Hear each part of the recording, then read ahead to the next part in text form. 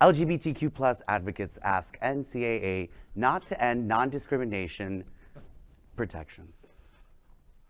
As the NCAA votes on change to its constitution, LGBTQ plus advocates are calling on the organization to keep non-discrimination language that they say protects queer athletes in a moment where they are particularly vulnerable.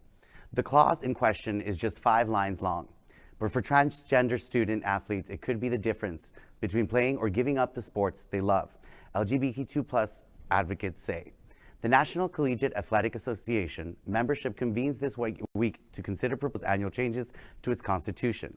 Among them, the removal of non-discrimination statement that would have barred colleges from rejecting athletes based on sexual orientation and gender identity, among other things. This, quote, principle of non-discrimination, end quote, was included in the 2021 NCAA Constitution.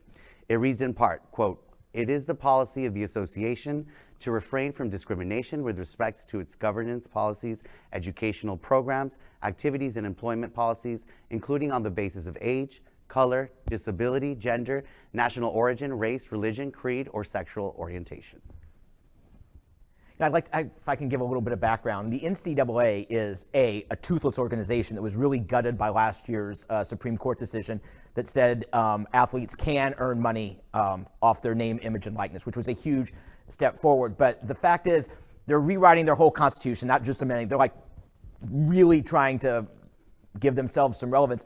And a lot of conservative athletic directors and university presidents who make up the board are kind of hoping that this will just sort of slip through and nobody will notice. I think if we raise enough red flags and start yelling enough that we might be able to get this back in there, because they have pulled tournaments from discriminating states like North Carolina a few years ago. So it is. Korea. Might as well have you been to Charlotte? So, but no, I think this is something that can be saved, but we do have to pay attention to it. I'm glad we're doing this story this evening. You know, Tony, I want to ask you. You've worked in trans activism so deeply for so long. Is there, in the short to intermediate term, reversal of trans rights in the states has just been overwhelming in the last year. Does this surprise you that the NCAA may consider not extending non-discrimination protections? Does it surprise you? It doesn't surprise me because I think it all goes along the same vein. What we were talking about before in these small towns, the reversal of non-discrimination protections, it also gets to organizations like this. The conservative lobbying effort on all fronts is strong and very real, which is why now that we're under this Biden administration and seemingly enjoying all of these wins and strides, we can't take our eyes off of the local level, the corporate level, affiliations, organizations, because that's where the attacks will come to. And we know, as we've talked about before, that the trans issue is quickly becoming the wedge politically. Why? Because people fear trans people. People don't understand trans people, and it's easy to make them the enemy and who to fear. LGBTQ plus news is vital for our community and for the broader world as a whole.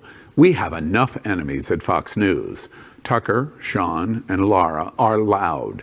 We need passionate allies. Happening Out Television Network, Queer News Tonight, and It's Happening Out are literally out of the closet and into the headlines.